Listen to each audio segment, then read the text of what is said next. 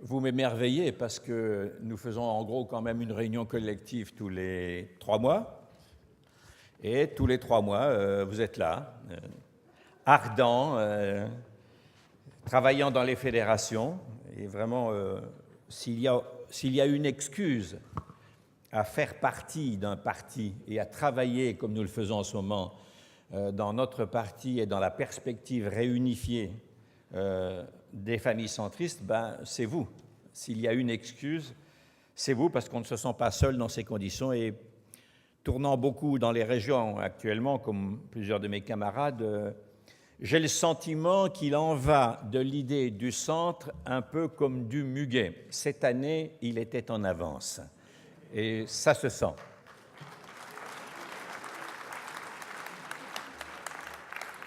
Afin de ne pas trop exacerber le sentiment de jalousie qui peut toujours arriver chez nos camarades, je vais me parer de lunettes qui, normalement, vont évidemment moins bien à l'esthétique, ce qui, évidemment, me vaudra quelques amitiés nouvelles. Nous sommes dans un moment très singulier.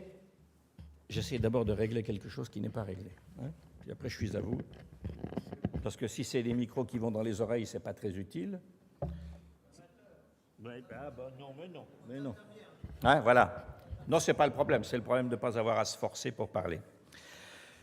En ce moment, quelque chose de très important se passe. Et vous le savez, vous l'avez entendu, et notre homme des études et des sondages, qui nous a honoré de son travail ce matin, M. Guillaume Pelletier, vous a montré que ceci n'est pas qu'un sentiment tout à fait diffus. En 4 ans, l'espace espéré par l'opinion pour le centre, l'espace que l'opinion attend que le centre occupe, est passé de façon vertigineuse et monté de presque 15 points, ce qui veut dire quand même en gros que le ressac, comme on dit dans les provinces maritimes, des 2 grandes formations politiques s'est naturellement fait sentir de façon très importante. Il s'est fait sentir parce que l'action proposée par les uns, critiquée par les autres, n'a pas pu atteindre, et il faut être juste, cette crise sans précédent qui aurait pu jeter des cohortes de centaines de milliers de personnes soit au chômage, soit devant le retrait des guichets de banque pour sauver leurs économies, car on a vécu entre-temps, en 2008, 2009 et 2010, une crise qui n'a pas de précédent dans l'histoire. Eh bien, en tout cas, ceci appelle des gens qui se déterminent clairement pour ce qu'on pourrait appeler l'univers de l'individu collectif, et non pas l'univers du collectif individualisé. Et c'est dans cet espace-là que le centre est maintenant à nouveau attendu. Il y a cité ce matin dans Le Parisien par le président du nouveau centre, Hervé Morin, une phrase qui m'intéresse beaucoup.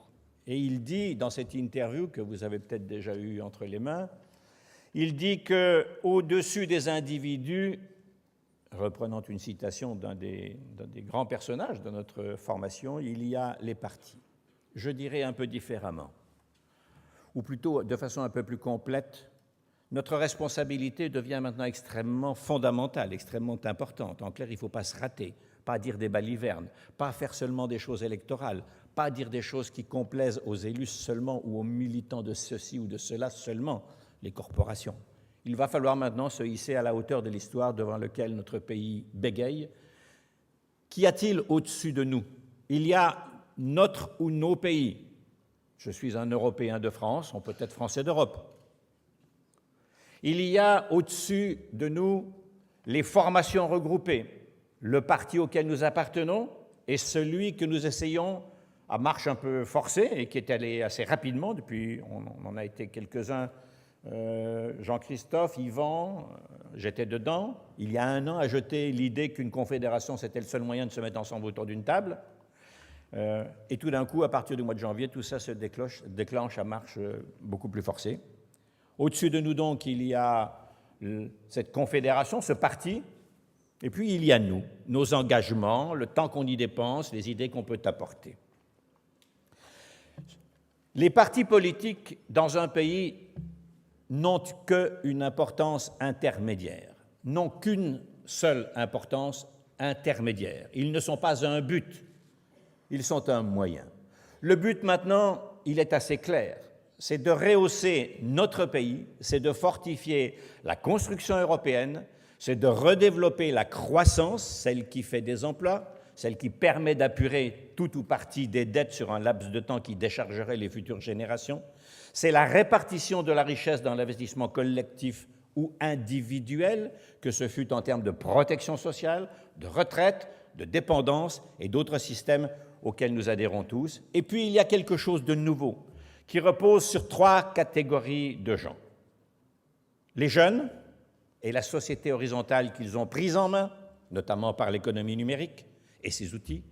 Les femmes qui ne sont pas encore arrivées au port dans l'organisation et la responsabilité de la société. Et un groupe d'individus qui n'a pas de nom parce qu'il n'est pas représenté par un sexe ou par une corporation et que l'on appelle les républicains.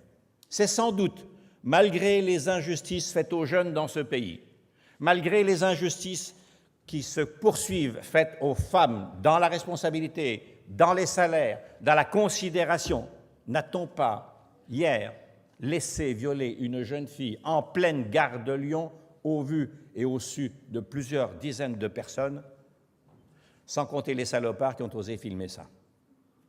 Donc on voit bien que nous sommes dans une société qui est extrêmement brutalisée, et ceux-ci s'appellent les républicains. Ils n'ont d'ailleurs ni lieu, ni sexe, ni corporation, ni évaluation de leur pouvoir d'achat. Ils sont un peu partout, notamment issus de l'école républicaine, dont les résultats sont aussi un peu à la proportion des moyens réduits actuels et qui nous font défaut dans bien des cas. C'est à cet environnement-là que nous travaillons, tant en termes de restitution des valeurs qu'en termes de, mécaniquement, d'organisation du projet, c'est-à-dire de propositions législatives. Je vais vous dire 3 choses très rapidement. Nos valeurs d'abord, très rapidement les axes du projet, que vous avez déjà compris, et puis enfin une 3e chose, je vais commencer par celle-là.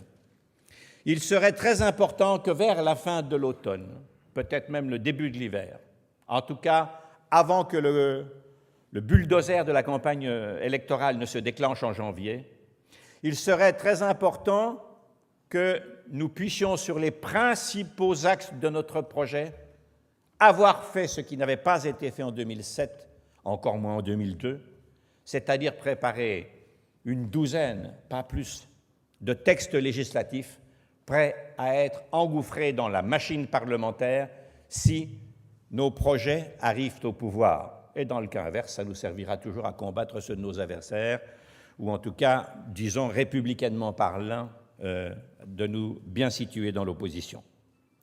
Ceci étant dit, il y a maintenant l'histoire du projet.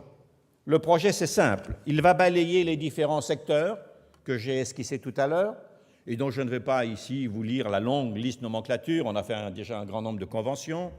Mais ce que je peux vous dire, s'agissant du projet, c'est que vous devez vous sentir très à l'aise. Nous n'allons pas être noyés quelque part dans une forte dose de radicalisme, comme si on mettait beaucoup d'huile dans le vinaigre ou beaucoup de vinaigre dans l'huile, car nous sommes le parti le plus construit, celui qui réfléchit depuis le plus longtemps à un certain nombre de décisions dans l'ordre de la conduite de la nation dans ses différents portefeuilles, en termes exécutifs, et qui se traduisent au Parlement par des positions qui sont souvent d'autant plus brillantes qu'elles sont un peu isolées, esselées dans un magma, une coalition gouvernementale qui n'a pas pris soin de développer suffisamment les idées du centre et qui le paye. Évidemment, maintenant, il y a une justice. C'est normal que les électeurs qui se sentent floués se vengent ou se détachent. Et c'est notre travail que de reconstituer cet ensemble, bien évidemment. En tout cas, il me semble que ces différentes choses, nous vous les ferons connaître dès l'instant que le débat avec les parlementaires se fera pour que nous puissions avoir tout le poids politique derrière une machine intellectuelle et que ça ne reste pas de brillants propos de table, mais que ce soit prêt à aider à la machine gouvernementale. Alors, j'arrive aux valeurs. Pourquoi les valeurs? Ça peut vous sembler un petit peu, je dirais, liturgique. La réponse vient naturellement de Jean-Christophe, il dit non. Il a raison.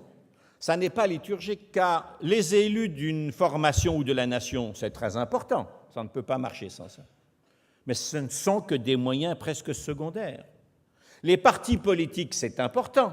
La Constitution dit d'ailleurs qu'ils organisent et concourent à la vie politique du pays. En réalité, ils ont repris un poids qu'ils n'avaient pas tout à fait sous le général de Gaulle, il faut bien le dire. Merci, Monsieur Mitterrand, grand orfèvre, puisqu'on en célèbre la mémoire, en tripatouillage politique. Je veux que dans ce pays, les choses soient dites.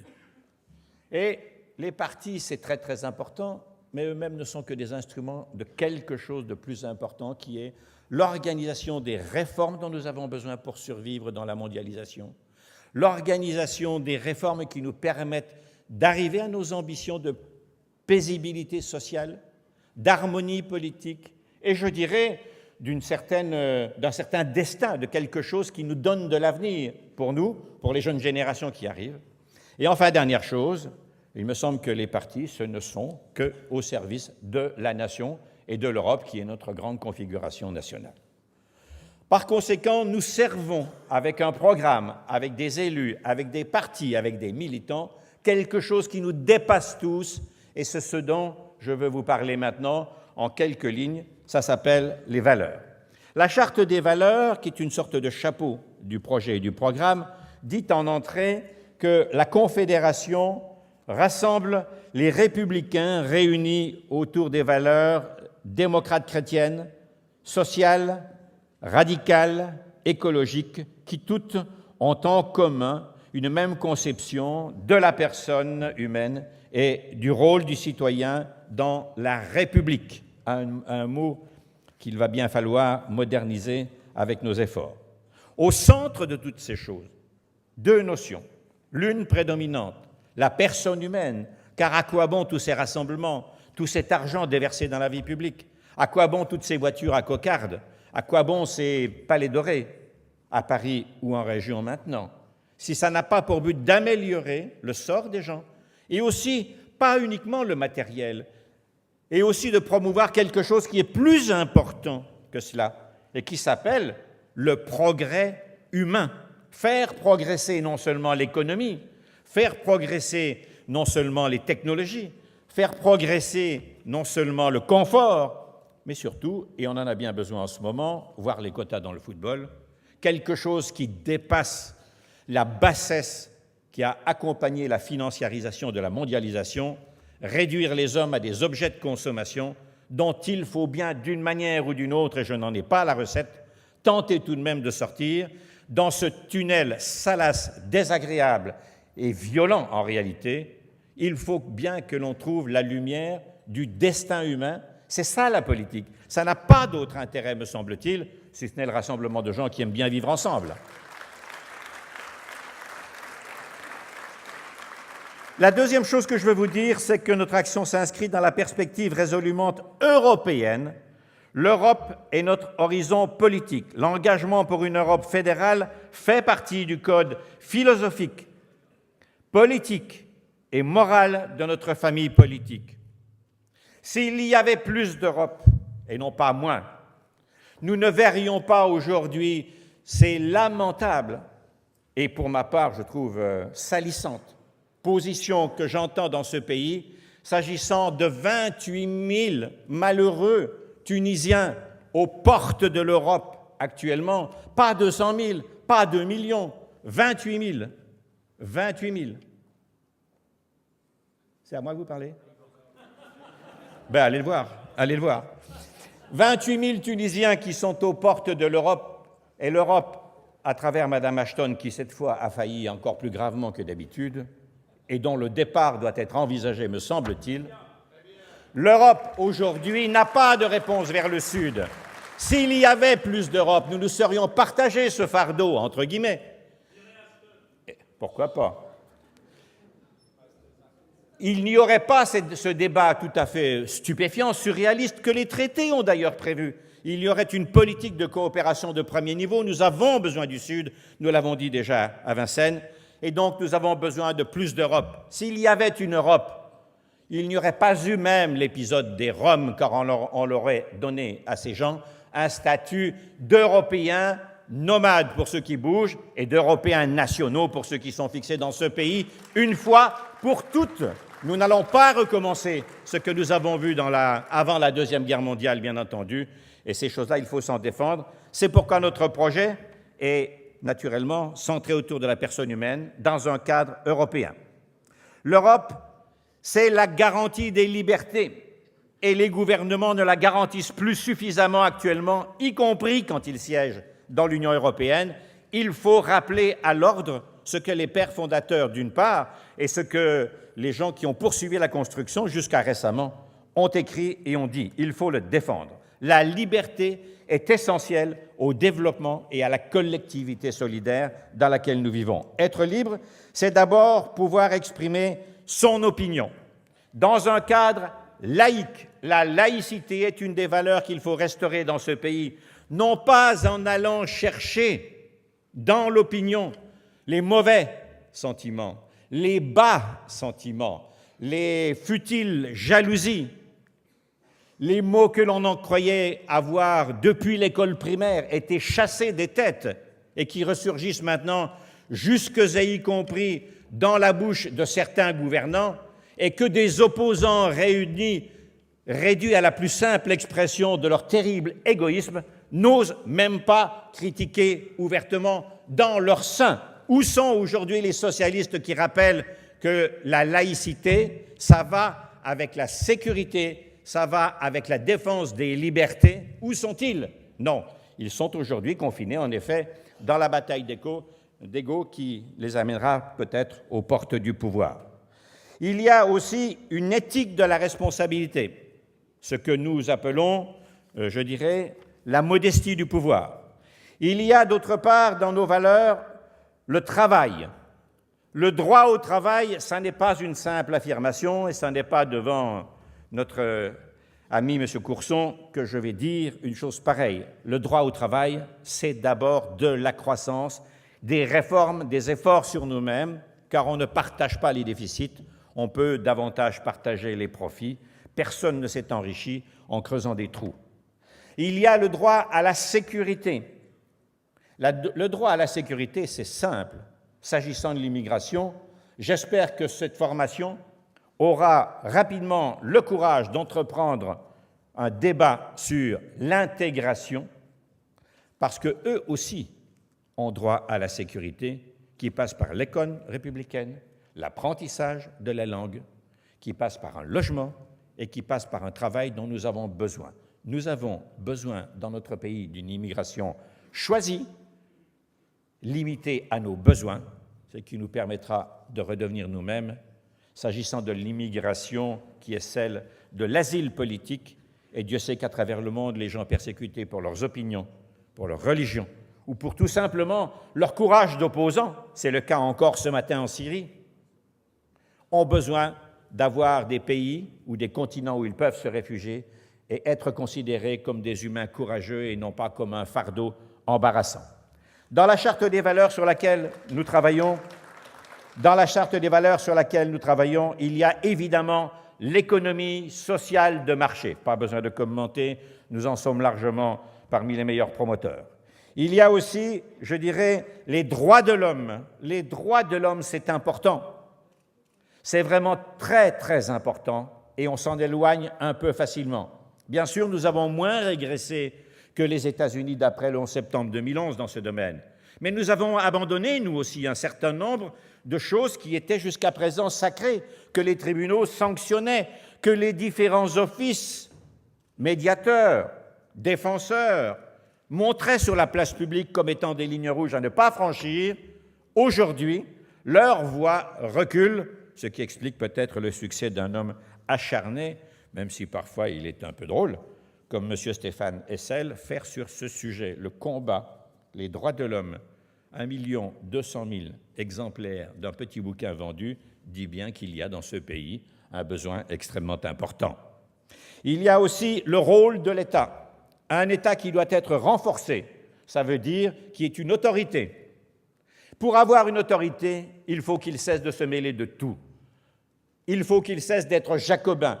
le jacobinisme a fait la preuve qu'il était aujourd'hui au moins autant le refuge des corporations nobles de ce pays, passé par les grandes écoles, je vous demande pardon, que de l'efficacité est le garant de tous. Il faut déléguer l'autorité de l'État là où elle doit être et que l'État français se limite aux fonctions régaliennes, celles que l'Europe ne peut pas accomplir parce qu'il ne doit pas s'en mêler, et celles que les collectivités locales ne sauraient pas résoudre parce qu'elles sont à un niveau plus réduit. C'est ça un État fort qui, du coup, sera respecté et qui, du coup, d'ailleurs, s'obligera à être neutre, ce qui n'est pas le cas depuis, je dirais, de longues décennies. Il y a également dans la Charte des valeurs l'égalité des chances. Ça a un coût, il faudra le payer. Il y a dans notre Charte des valeurs tout l'univers de la justice sociale. Une fois pour toutes, il faut trancher dans cette question. Je vous en parlerai en conclusion dans quelques instants. Il y a dans notre Charte des valeurs les formes diverses de solidarité et de protection qui sont un élément important de cette justice sociale. Il y a dans cette Charte des valeurs, enfin, 3 points que je termine en citation, que je cite pour terminer cette petite exposé. Pour répondre aux mutations du monde, face aux crises que nous traversons, où nous atteignons face à la liberté économique mondialisée, notre conviction, c'est que le politique doit primer sur les logiques financières et que nous devons, pour y arriver, construire un pacte républicain. La République, c'est le régime qui institue le citoyen. S'il vous plaît, enregistrez bien cette phrase. La République, c'est le régime qui institue le citoyen. Elle n'est pas nouvelle, elle est extraite de la pensée de Condorcet. La République, c'est aussi aujourd'hui un système qui prévoit notre avenir dans le cadre d'un développement durable. Il faut rendre hommage à la richesse de notre alliance avec notamment les radicaux, parce que leur chef, Jean-Louis Borloo, est quelqu'un qui a su conduire dans ce pays la première vraie grande offensive exécutive, dans l'exécutif, je ne parle pas de Hulot ou d'autres, dans l'exécutif, la mise en place d'un certain nombre de politiques dont on ne peut pas nier que le résultat est important, même si naturellement l'ambition a été, je dirais, un peu abandonnée en cours de route. La République, c'est aussi une éthique, c'est-à-dire un comportement moral. La vertu est le principe de la République. La vertu est le principe de la République. Signé Montesquieu. Est-ce que ça n'est pas aujourd'hui une phrase d'une modernité accablante pour l'époque du veau d'or, de la consommation comme but de la vie dans laquelle nous vivons? Évidemment, c'est une vérité évidente. Enfin, je voudrais terminer en disant que la Charte des valeurs réaffirme que toute action politique, que toute action économique ou culturelle, éducative, doit tendre vers l'universalisme, c'est-à-dire viser ce qui rapproche les hommes et fonde leur communauté de destin. Leur communauté de destin. Ce qu'ils vivent et construisent maintenant pour ce qu'ils espèrent pour leur avenir et ceux de leurs enfants. J'insiste sur la nécessité de contribuer au progrès humain par des mesures de gouvernement, ça existe. Réduire les inégalités en est une, pour ne parler que de celle-là. Et voici quelques-uns des principes sur lesquels, les plus saillants en tout cas, sur lesquels la Charte des valeurs est appuyée. Vous l'aurez bientôt entre vos mains si ça n'est déjà fait. Et d'autre part, le programme que nous allons travailler, naturellement, qui est de loin ce qu'il y a de plus structuré dans notre Assemblée, eh bien, ce programme-là va y concourir. En conclusion, la voici. Laissez-moi vous dire un mot qui, avant nous déjà, nous rassemble. Ce que nous faisons comme travail, le programme, les valeurs, la construction d'une confédération à marche forcée dans laquelle le nouveau centre est évidemment extrêmement utile. C'est un peu le moteur qui va nourrir les choses, même s'il n'est pas le seul. Et nous partagerons très loyalement responsabilité, recherche des idées et position dans les systèmes, je dirais, de gouvernement de cette confédération. Tout ceci concourt au portrait, disons, d'un homme, pour faire abstrait, que je vais vous énumérer. Cet homme, toute sa vie, a été un vrai centriste. Il a été une sorte, je dirais, d'exemple dans cette sorte de pâte à modeler qu'est le centrisme dans la vie républicaine de notre pays. Cet homme a développé un centrisme que la presse a récemment qualifié d'intransigeant, c'est-à-dire le contraire de la mollesse, le contraire de la faiblesse, le contraire du seul compromis comme horizon de notre propre développement pour nos idées. Cet homme a participé, avec les mendésistes réunis autour de Simon Nora, Edmond Maire, Jacques Delors et quelques autres, qui étaient déjà des pères de l'économie sociale de marché, cet homme a contribué à la rédaction de la Nouvelle Société. Lisez ce texte. Non seulement il n'a pas vieilli, mais j'ai le sentiment que le développement anarchique de nos égoïsmes, de nos systèmes dispersés, lui a redonné une jeunesse et un avenir qui m'impressionnent chaque fois que je le regarde. Cet homme, qui est un des nôtres, de notre famille, a participé à cette rédaction. Il a participé à la construction d'une aile du centre qui s'appelle le CDS. Il a pris position personnellement à son grand détriment. Il a payé de sa personne, du développement de sa carrière, sa contribution, je dirais presque corps et âme, à la remise en perspective dans notre pays décérébré, décervelé de ce qu'était la laïcité il y a quelques années. Et comme si ça ne suffisait pas à le rassurer, il a pris la charge aussi d'un magnifique document sur ce qu'est l'intégration, c'est-à-dire la communautarisation dans notre pays de gens dont nous avons besoin et qui viennent de l'extérieur. Il faut dire que, comme quelques-uns d'entre nous, il avait de quoi savoir de quoi il parlait. Sa mère était catalane, son père était hispano-cubain. Lui-même ne fut officiellement déclaré français qu'à l'âge de 18 ans. Ce monsieur vient de nous quitter. Il s'appelait Bernard Stasi. Ne serait-ce qu'en son honneur, nous avons du travail devant nous.